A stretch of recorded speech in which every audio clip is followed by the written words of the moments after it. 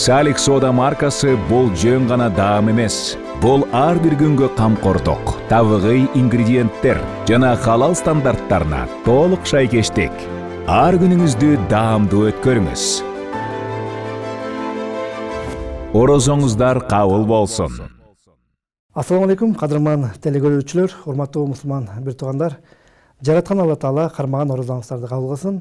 Рахмат жаган Рамазан берүүсү өз көрсөтүүсүн баштады. Бүгүн биз сиздер менен биргеликте толеранттуулук темасында сөз кылмакчыбыз. Ал үчүн биздин куттуу студиябызга Кыргызстан мусулмандарынын Азирети муфтийинин биринчи орун басары устазыбыз Самаган Ажы Мырза Ибраимов устазыбыз келип отурат. Кош келипсиз.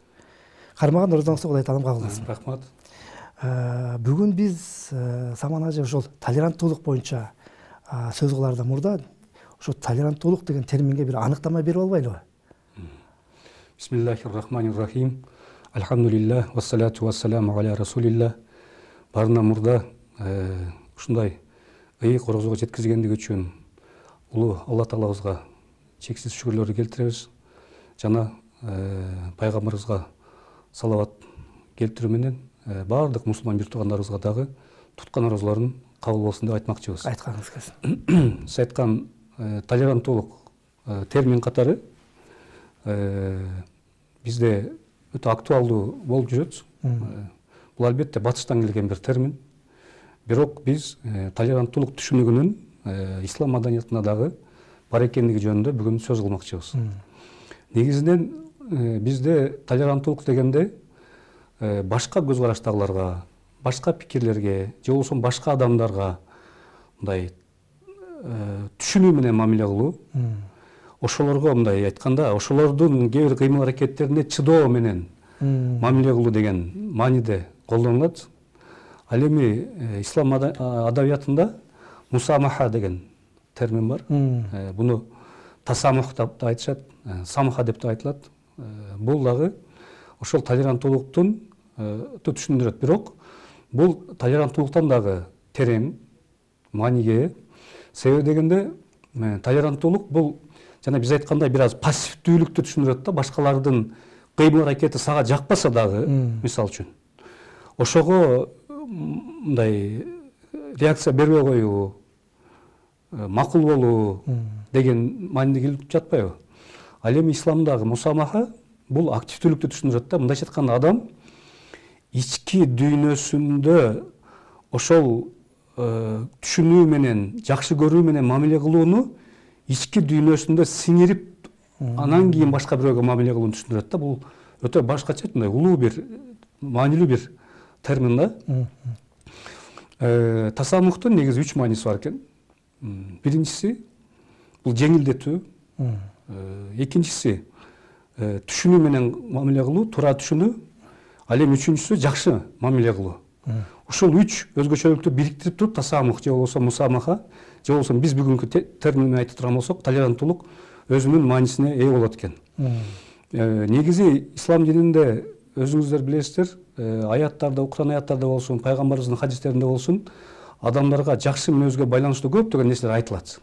Ошолордун баардыгы келип туруп толеранттуулукка келип такалат экен да. Биз исламда мусулмандын парыздары, мусулмандын милдеттери жөнүндө көп сөз кылабыз. Бирок бул кээ бир учурда көбүнчө мындай формалдык мүнөздөгү милдеттүүлүктөргө басым жасалып калат да. А биз ошол формалдуу же болбосо биз ибадат деп айткан ибадаттын да формалдуу түрүндөгү милдеттенмелерибизди аткарууга себеп болгон негизги биздин руханий жактан тарбиялануубуз болуп эсептелет да. Ошол руханий жактан тарбияланууга ошол мусамаха сөзү жакшы мындай түшүндүрмө берет. Бунун шарттары кандай? Албетте бардык нерсеге, жана биз айткандай толеранттуулук сыяктуу бардык нерсеге макул деп эмес. Өзүнүн шарттары болот экен. Мисалы үчүн чоң күнөөлөргө же болбосо коомдун түзүмүн буза турган, же болбосо мыйзамдарга каршы келе турган, же болбосо исламда эскертүү берилген маселелерди дагы үндөбөй коюу эмес. Ал жерлерде биз эскертишибиз керек, мисалы үчүн. Же болбосо ички дүйнөбүздө анын туура эмес экендигин биз ички дүйнөбүз менен бир реакция беришибиз керек да. Ал эми мусамаха бул жөнөкөй, өтө оор эмес кемчиликтерди, же болбосо бирөөлөрдүн билип билбей кылган кемчиликтеринде, же болбосо күнөөгө жакын болгон иштеринде, мисалы үчүн биз аны түшүнүү менен мамиле кылып, аны кагып силкпестен, аны кандайдыр бир убакытка коюп, мисалы жанагы биз жеңилдетүү деген мааниде аны аткаруу мүмкүнчүлүктөрүн берип, түшүнүү менен мамиле кылып, мындайча айтканда мээримдүүлүк менен мамиле кылууну биз ошол толеранттуулукту айтат экенбиз да. Толеранттуулукта башка пикирлерге жөн гана макул болуу эмес, алар менен чогуу жашоо маданиятын акырындык менен сиңдирүү процесси дагы бар да. Себеби исламдагы бизге берген баалуулуктар бир гана мусулмандар үчүн эмес. Ошол жерде жашаган баардык адамдардын бактылуулугу үчүн берилет да. Ошондуктан бири-бирибиз менен болгон мамиледе жөнөкөйлүк, жумшактык, кечиримдүүлүк менен мамиле кылсак, башка көз караштагылардын дагы, башка диндегилердин дагы, башка улуттагылардын дагы бизге болгон мээримдүүлүгүн, бизге болгон түшүнүү мамилесин дагы биз пайда кылат экенбиз да. Бул ошол коомдогу тынчтыктын орношуна, тынчтыктын өнүгүшүнө себеп болот экен да. Бул биздин ислам динибиздин тынчтыкка баруу маанисиндеги, ислам деген сөз жөнүндө айта турган болсок, термин жөнүндө тынчтыкка баруу маанисиндеги сөз менен мусамаха, түшүнүү, кечиримдүүлүк, жакшы мамиле, жеңилдетүү бири-бири менен айкалышып турат да. Биз ошол өзгөчөлүктөрдү камсыз кылсак, тынчтык орнойт экен да, мындайча айтканда. Ошондуктан бул мусамаханы биз бир маданият катары, ал тургай кээ бир биздин сүннөт катары көрүп жүргөн, албетте аларды аткарылыш керек.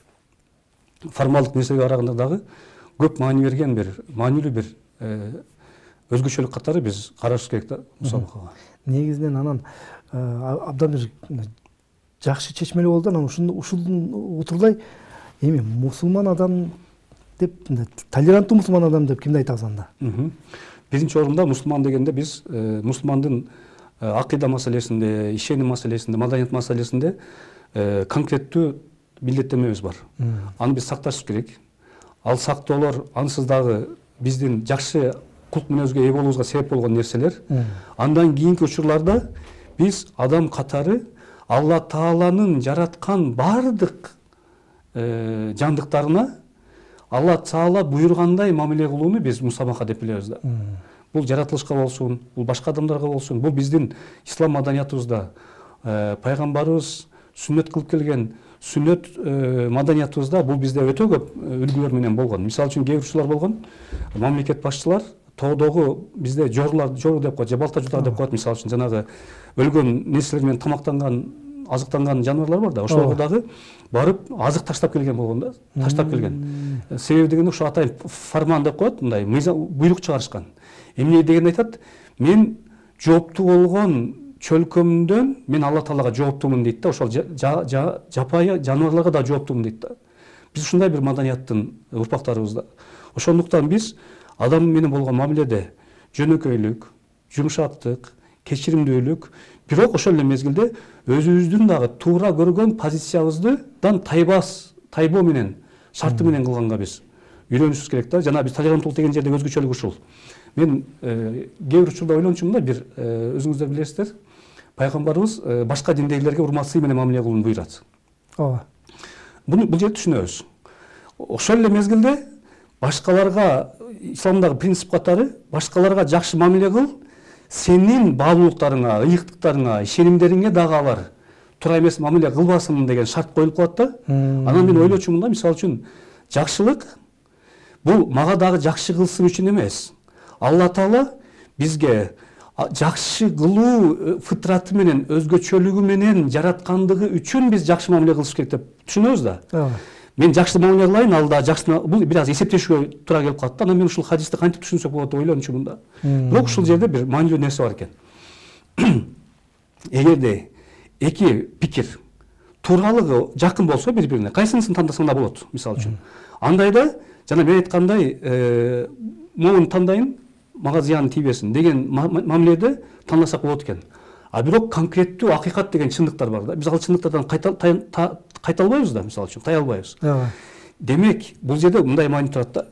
Биз биздин ишенимибизди туура деп билебиз. Туурабы? Куранда биздин ишенимибизди эместерди адашуучулар деп билебиз.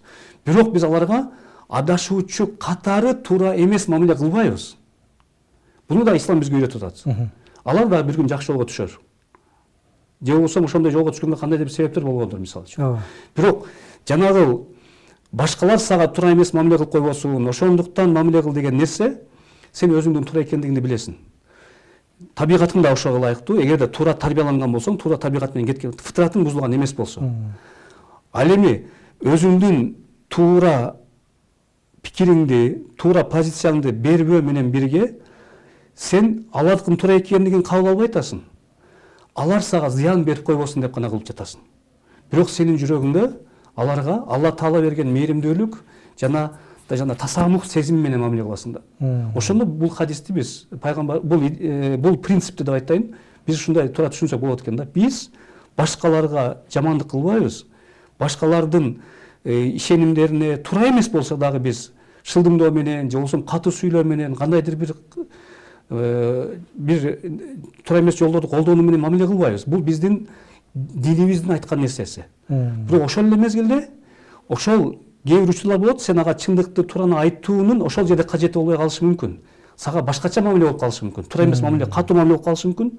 Ошол жерде биз аларга жанагы өзүбүздү коргонуу максатында же болбосо кандайдыр бир кастыктын ырбап кетишин алдын алуу максатында аларга дагы биз жакшынакай мамиле кылып коюш керек. Бул экинчи бир себеп да. А негизги себеп жанагы биз айткандай, алар бизге жакшы мамиле кылабы, жаман мамиле кылабы, алардын маселеси. Биз өзүбүзгө түшкөн милдетти аларга болгон түшүнүү менен, кечиримдүүлүк менен, жакшынакай сөз менен түшүндүрүү аркылуу, түшүндүрүү маданиятын биз өзүбүзгө сиңиришибиз керек да. Ошондо алардын да бизге болгон көңүлү жибийт, мисалы үчүн мамилеси өзгөрөт. Анан эгерде баягы мусулман менен мусулмандын ортосундагы толеранттуулук жөнүндө сөз болсочу, мисалы эми бизде азыр баягы көптөгөн жамааттар бар да. Анан ортодо да балким жанагындай талаш тартыш да маселеси болушу мүмкүн да. Ушул жерде кандай принцип болуш керек анда? Ушул жерде биз айттык жанагы ал тургай деп жатабыз да, ал тургай. Башка бизге кастык кылышы мүмкүн болгон тараптар менен мамилени жакшы деп аткан жерде мен мусулманмын деген үммөттүн мүчөлөрү мусулмандардын бири-бирине туура эмес мамиле кылышы бул аркы дүйнөдө Алла Таалага жооп берүүчү деңгээлдеги бир жаңылыштык болуп эсептелет да. Себеби ал бардыгыбыз бир Алла Таалага ишенип, анын пайгамбарына ишеним эрежелерин аткарып аткандан кийин деги эле башка бирөөлөргө, ал тургай жаныбарларга жакшынакай мамиле кылуу керек болгон мезгилде биз мусулмандар бири-бирибизге туура эмес катуу айтуубуз, жалаа жабуубуз же болбосо анык экендигин тактабай туруп, бул дагы бир метод. Матуриликте андыктан көп басым жасалган нерсе, бир нерсенин так экендиги, анык бир булактан келүү керек экендиги жөнүндөгү идеялар. Биз ошолорду аңтабай туруп туура эмес мамиле кылабыз. Бул биздин формалдык жактан исламдын милдеттенмелерин аткарсак дагы чыныгы исламдын руханий милдеттенмелерин өзүбүзгө сиңире албагандыгыбызды көргөзөт да. Мисалы үчүн бир мусулманды биз азыр тышкы кийиминен же келбетинен эмес, бизге кылган мамилесинен, жолдогу бир айванга, жаныбарга кылган мамилесинен биз билишибиз керек да. А биз эмне үчүн бир мусулман жаныбардан да төмөн болуп калыш керек экен мамилебизде? Ошондуктан бул кечиримдүүлүк, чоң эмес күнөөлөрдө дагы биз катаал нерселерди колдонбойбуз, эскертебиз. Ал тургай Алла Таала пайгамбарыбызга айтып атат: "Иллал балагул мубин". Мындайча айтканда, сен жеткиликтүү, жакшынакай татына жеткиликтүү гана түшүндүрө аласың, жеткизе аласың. Күч менен же болбосо анын сезимдерине басым жасоо менен исламга чакырып, же болбосо анын сезимдерине басым жасоо аркылуу кандайдыр бир нерсени жасатуу дагы исламда туура нерсе катары көрүлгөн эмес. Ошондуктан биз эки нерсени жаңылыштык кылабыз. Мындай күч колдонуп, туура эмес сүйлөгөндү адатка айландырып алган учурубуз болот. Анан мусулмандардын сезимдерине мындай басым жасап калган учурларда кездешет да. Бул эки нерсенин тең биздин ислам маданиятында жок экендигин, биз болгону өзүбүздүн баалуулуктарды жакшынакай, жеткиликтүү, жакшынакай сөз менен, жакшынакай ыкмалар менен жеткизебиз. Андан кийинки жоопкерчилик ал адамдын мойнундагы нерсе да. Ошондуктан биз эгерде мен мисалы үчүн орозо айына айта ала турган болсок, көп айтылып атат туура эле. Жанагы биз тамак ичүүдөн жана башка чектеген сыяктуу биз ошол маданияттуу болууга, кечиримдүү болууга, деги эле ички сезимибизде буну кечиримдүүлүктү бир өзгөчөлүк катары кылганга биз милдеттүү экенбиз да. Ошондо биз чыныгы мусулман болобуз. Дагы бир сиздин сурооңуздан эсиме түшүп атат. Жакшылык деген эмне деген суроого пайгамбарыбыз көптөгөн мисалдарды берген. Жүрүм турманда могул жерде жакшылык бар, бул жерде соопчулук бар деп айткан. Дагы бир түшүндүрмөсү бар, бул өтө бир мусулмандар үчүн маанилүү. жакшылык деген эмне дегенде бул коос адеп ахлак дейт да. Андан кийин артынан жамандык деген эмне дегенде, жамандык дегенди түшүндүрүп келатат. Жамандык деген нерсе жамандык дейт. Башкалар билбесе дагы сен жүрөгүңдө бир түпөйүлдүк жаралган болсо бир маселеде. Тура эмес сүйлөп алдың, же болбосо дал турбай тура эмес отуруп алдың, тура эмес басып алдың. Жүрөгүңдө ички дүйнөңдө бир түпөйүлдүк пайда болду. Ушуну кылбай эле койсом болмок депчи. Ушул дагы жамандыкка кирет дейт да. Биз ошодон дагы этият болушубуз керек. Мындай айтканда башкаларга конкреттүү жамандык эмес, же болбосо оозубуз менен айтуу дагы эмес. Ички дүйнөбүздө биз башкаларга жамандык ойлосок дагы, же болбосо адилетсиздик ушуну моундай кылыш керек, же болбосо көрө албастык сыяктуу нерселерди кылсак дагы биз жакшылыктан тайган болот экенбиз да. Мындай айтканда жамандыкка ыктаган болот экенбиз. Ошонун аркасынан түшүндүрүп атат жамандык дегенде. Сенин башкалардын билүүсүн каалабаган, жашырганга аракет кылган нерсе жамандык деп атат да. Кээ биздин кылган иштерибиз болушу мүмкүн, пикирлерибиз бар, башкалар билбесе экен дейбиз да, мисалы. Демек ал жерде биз туура эмес кылганбыз да. Биз ушундай жашашыбыз керек. Менин кылган нерселеримди башкалар билбесе экен деген акыбалга түшпөшүбүз керек да. Мүмкүн билген жок, бирок ичинде бир түпөйүлдүк пайда болду. А бул деген адеп ахлактуулуктун тасамух ансыз да бизде жана руханий адеп ахлактык жогорулоонун бир этабы катары каралат да. Ошондуктан эгер азыркы теманы айта турган болсок, толеранттуулук же болбосо кечиримдүүлүк бул мусулмандын эң негизги, буну сөзсүз түрдө аткарыш керек болгон өзгөчөлүктөрүнүн бири. Биз намаз кылып жатабыз. Намаз 5 убакыт намаз жыйынтыгында бизди тасамухка алып барыш керек да, кечиримдүүлүккө.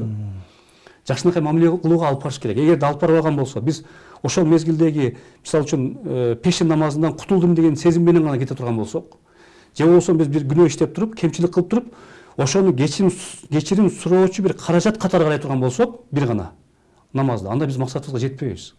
Кечирим кылабыз, жана аны кайталабаганга сөз беребиз, өзүбүзгө, Алла Таалага сөз беребиз, жана аны кайталабаганга аракет кылабыз. Ошондо биз чыныгы бир мусулман болууга карай жол алган болуп эсептелебиз. Абдан сонун. Анан ушул толеранттуулук маселесине келгенде көп эле мисалы ушул үй бүлөдөн баштаса кандай болот? Ушул мисалы ата баладан, ата-эне баладан баштаса, анан ошол жетилген бала жанагынтип багы үйдөн тарбия алып, үйдөн жанагындай толеранттуу болуп чыккан бала да коомго чыкканда дагы, өсүп жетилгенде дагы ошондой бир пайдасын тийгизген болот да. Ооба, туура айтасыз. Мисалы үчүн пайгамбарыбыз дагы айтып кетип атпайбы? Бала тарбиялоодо бала төрөлгөнгө чейин даярдык болуш керек да. Эненин ичинде болуп турган мезгилде эненин сезимдери менен, эненин тышкы байланыштардын негизинде ал дагы ошол маалыматтарды алып турат да, мисалы үчүн. Ошол жерден башталып атат. Мисалы үчүн күйөөсү аялына катуу сүйлөгөн болсо, күч колдонгон болсо, анын психологиясы бузулган болсо, тем более эгер анын боюнда болгон мезгилде ал балага да таасир этип атат. Баланын жанагы кечиримдүү, мээримдүү, айкөл, жөнөкөй болуу өзгөчөлүгү ошол жерден бузулуп баштайт да. Сиз айткандай, үй бүлөнүн маанилүүлүгү ошол жерде турат да. Ошол жерден баштайт, төрөлгөндөн кийин тарбия башталат. 3 жашка чейин ал биздин кыймыл аракетибизден көрүп түздөн салынат, андан кийин үйрөтүү жана биздин үлгүлүү жашообуздун негизинде ошол нерсе келип атат. Демек, биз айткандай башкаларга болгон мамилебиз балабызга таасир этип кете берет да. Биз бирөөгө туура эмес мамиле кылсак, биз балабызды ошентип тарбиялап кете беребиз. Ошондуктан коом ошондой болуп кете берет. Бизде кээ бир учурда айтылат, мындай бир аз күч колдонуп коюш керек, бул туура эмес. Бир аз уруп коюш керек дейт да. Уруп коюш керек, бул туура эмес. Негизи эле туура эмес. Себеби качан уруп коюш керек болот? Сен жакшынакай айткан сөзүңдү укпаган учурда. Демек сен сөзүңдү укпаган деңгээлде бала тарбияланткандыгын өзүң мойнуңа алып аткан болосуң да, мисалы үчүн. Бул муундан муунга кайталанып келет да. Мисалы үчүн сиздин балаңыз сизге салыштырмалуу дагы интеллектуал, парасаттуу, маданияттуу болуп уланыш керек да бул. Сиз атаңыздан, себеби атаңыз маданияттуу болгон, сизге ошол маданиятын кошуп дагы бир нерсени үйрөткөн. А сиз ошол эки нерсени кошуп туруп, үчүнчү дагы бир жакшы нерсени кошуп сиз үйрөтүп жатасыз. Демек, биздин балдарыбыз муундан буунга адептүү, маданияттуу, билимдүү, илимдүү болуп кетиш керек да. Эгер биз бул процессти улантпасак, анда коомдун келечеги мындай кооптуу болуп калат да. Анын үчүн коомду толеранттуу кылыш үчүн эмне кылыш керек анда? Ушул жерде жана биз айткан нерселер ар бир нерсе жөнөкөйдөн башталат да, мисалы үчүн. Ар бир адам, бул негизи мындай эреже сыяктуу болуш керек да. Ар бир адам өзүнө мындай өзүнүн ички дүйнөсүнө мындай чынчыл болуш керек да, өзүн алдабаш керек да, мисалы үчүн. Туура эмес нерсени инсан өзүн алдабаш керек. Өзүн алдабаш керек. Башкалар байкай коюшу мүмкүн, бул маанилүү эмес. Ал убакыт өтөт, ар бир нерсе жолуна коюлуп калат. Бирок сен кантип башкаларды алдап, же болбосо бирөөнүн акчасын туура эмес алып алдың, же ал тургай туура эмес бирөөнү түтүп туруп отуруп алдың, мисалы үчүн да. Аларды сен сездиң да, мисалы үчүн. Сен кантип бактылуу болосуң, толук кандуу кантип бактылуу болосуң. Эгерде сен аны жөнөкөй кабыл алып баштасаң, анда сенин мусулман катары адамдык түзүмүңдө бир маселе бар да. Жанагы мисалы коомдук унааларга кирип калганда деле ошондо көп маселе ошол жерден эле байкалат экен. Ооба, ошол жерден байкалат. Негизи ислам маданияты ошондой да. Мына биз көбүнчө жапондорду мисал беребиз, мисалы үчүн. Бирөөгө катуу сүйлөбөйт, бирөөгө жакшы мамиле кылат, бирок өзүнүн позициясын баягы туура деген нерсесин дагы беришпейт, мисалы үчүн. Ошондуктан ал система отуруп калганда, бизде дагы ошондой исламдык маданият ошондой деңгээлде отуруш керек. Сен жакшынакай кулк мүнөзүң менен, жөнөкөй мамилең менен түшүндүрүшүң керек анын туура эместигин. Ал сенин жөнөкөй ошол жөнөкөй мамиле менен түшүндүргөндүгүңдү, ал туура бир күлүмсөө менен түшүндүрсөң анын кемчилигин, ал сенин күлүмсөөңдөн анын кемчилигин айтып жаткандыгыңды ал түшүнүш керек да. Бул жогорку маданияттуулукту көргөзгөн нерсе да. Ошондо коом өзгөрөт. Баардык нерсе ошондо акырындык менен калыбына түшүп баштайт. Албетте бул билим деңгээлине да байланыштуу көптөгөн факторлор бар. Чөйрөгө байланыштуу, климаттык өзгөчөлүккө байланыштуу жана башка. Бирок биз колубузда бар шарттын эң жакшысын кылганга аракет кылыш керек. Себеби дагы пайгамбарыбыз айтып кеткендей, мусулман кайсыл бир нерсени жасаганда, кайсыл бир иш болбосун жасаганда эң жакшысын кылганга аракет кылат да. Эң жакшысын кылыш керек. Биз баларды окутабызбы? Эң жакшы деңгээлде окутканга аракет кылыш керек. Кайсыл бир милдетте кызматта отурабызбы? Ошонун эң жакшысын кылганга аракет кылыш керек. Бул мусулман болуунун бир өзгөчөлүгү да. Анан мисалы азыр Кыргызстанда эле абдан 70-80ге жакын улуттар жашайт да, чогуу биз менен кошочу. Ошол эле учурда биздин аларга болгон камкордук же толеранттуулугубуз эмнеси менен өзгөчөлөнүп туруш керек? Бул биз исламда мондай, деп айтып атабыз. Чындыгында ошондой, бирок биздин тарыхыбызда да ошондой болгон да. Мисалы үчүн дүйнөдө тарыхта көптөгөн улуттардан, көптөгөн элдерден зулумдук көргөн улуттар ислам өлкөлөрүндө, мусулмандар жашаган өлкөлөрдө мындай бейик бийликте жашашкан да. Бунун көптөгөн мисалдары бар, бирок исламдагы мисалы үчүн Ханафи мазхабынын көз карашы боюнча исма деп коет. Бул пайгамбарлардын сыпаттарынан бириси. Бирок дагы бир термин катары бул кол тийбестик катары кабылат. Ал-исма бил адамия деп коет да. Адам болуучулук кол тийбестиктин негизи.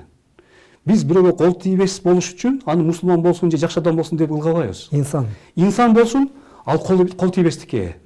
Бул идеяга батыш акыркы гана кылымдарда келип атат да. Ал эми буну биздин ислам маданияты башында эле көргөзүп койгон. Адам болуу менен анын кол тийбестиги пайда болду дейт. Ошондуктан бизде мустарман деген термин бар, жана зимми деген термин бар. Зимми эки тең термин. Мусулмандардын өлкөсүндө аларга атайын өкүмдөр, эрежелер чыккан.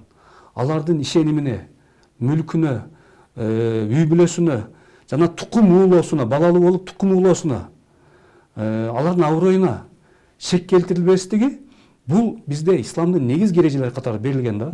Ошондуктан бүгүнкү биздин Кыргыз Республикасында дагы башка диндер менен биргеликте жашоо, башка диндерди түшүнүү менен жашоо принциби негизи биздин ислам баалуулуктарынан бери келе жаткан нерсе да. Ошондуктан биз мусулмандар бул принциптерге, толеранттуулук принцибине, идеясына биз мындай жакын, ыңгайлашууга жакын бир маданиятыбыз бар да.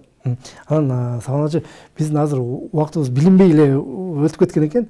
Эми эфирдин соңку мүнөттөрүндө мен эркин микрофон берейин. Ушул Рамазан айында биздин элибиз үчүн кандай бир тилектерди, балким насааттарды айтат элеңиз? Биздин бул берекелүү Рамазан айы биз үчүн бир гана орозо тутуу эмес, көптөгөн руханий жактан тарбия алуучу бир ай. Чындыгында ошону азыр биздин мусулмандар мындай ошону баамдап калды да орозодо. Мейли ооз ачыруулар болсун, ооз ачырууга макул болуп баруунун өзү дагы бир жакшылык да. Жана биз айтып өткөн ички ниетиңде өзүңө жакын адамга барасың да, мисалы. Жакпан адамга барбайсың да, мисалы. Туурабы? Демек биз руханий жактан көптөгөн тарбия алып атабыз. Ушул нерсе Алла Тааладан да тилеп кетебиз, бир жыл бою улансын. Эми орозонун сооптору, аркы дүйнө маселелери көптөө айтылып атат. Мен бүгүнкү жашообузга байланыштуу ушундай суранып көрөт элем Алла Тааладан.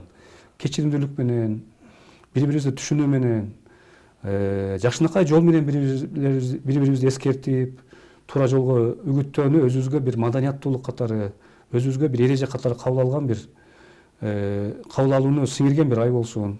Баардыгыбыздын туткан орозолорубуз кабыл болсун негизгиси. Андан кийин мындан кийин дагы ушул орозону жана ибадаттарыбызды түшүнүп, билип кылган бир мусулмандардан бизди кылсын деп тилеп кетем. Сизге чоң рахмат ушинтип алтындай болуп алган убактыңызды бөлүп биздин студиябызга келип, негизинен бул толеранттуулук темасы негизинен ар бир инсан үчүн, ар бир адам үчүн багыл көкүрөгүндө түйүп бир ошону иш жүзүндө аткара турган нерсе болуш керек экен да. Сизге ыраачылык билдиребиз, кармаган орозоңуз кабыл болсун. Рахмат сиздерге. Ал эми урматтуу телекөрүүчүлөр, Рахмат жаган Рамазан берүүсүн ушу менен жыйынтыктайлы. Бүгүн биздин студиябызда Кыргызстан мусулмандарынын Азирети муфтийинин биринчи орун басары устазыбыз Самаган Ажы Мырза Ибраимов устазыбыз болду. Келерки эфирден көрүшкөнчө жараткан Алла Тааланын амандыгында болуңуздар. Allahu akbar, Allahu akbar, Allahu akbar,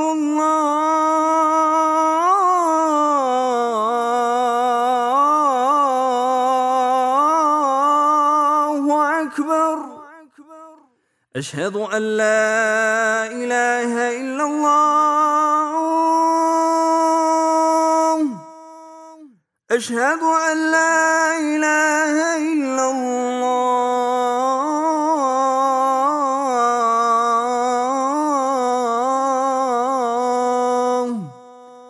Eşhedü enne Muhammeden Resulullah.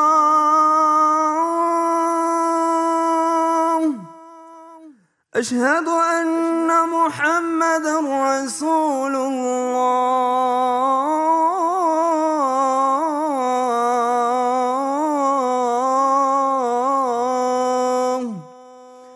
Hayy ala salah.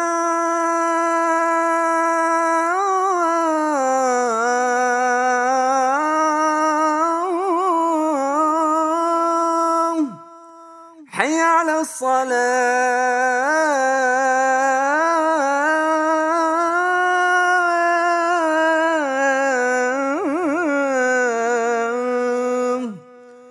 Hayy ala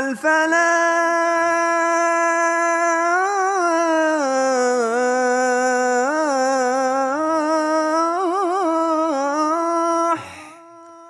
حي على الفلاح.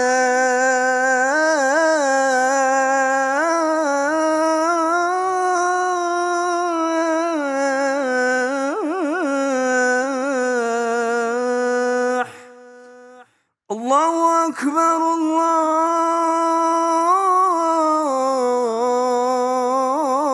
الله أكبر. لا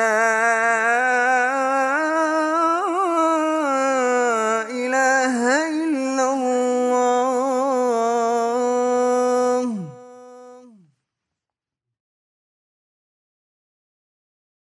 Салих накта дам чөбөлөрү.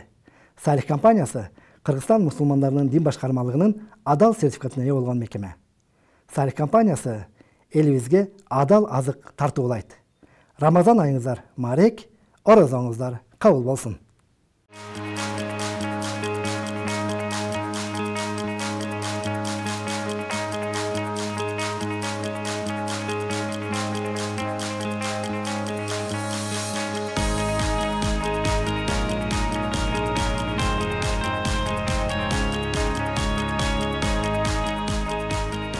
Салих Сода маркасы Кыргызстандагы эт өнөр жайынын лидери. Бардык продукциялар халал принцибинде даярдалып, эл аралык стандарттарга ылайык EAC ISO 22000 талаптарына жооп берет. Салих Сода маркасы сапаттуу продукцияларды өндүрөт. Колбаса азыктары, эттен жасалган деликатес, сэндвичтер, хот-догдор жана бургерлер,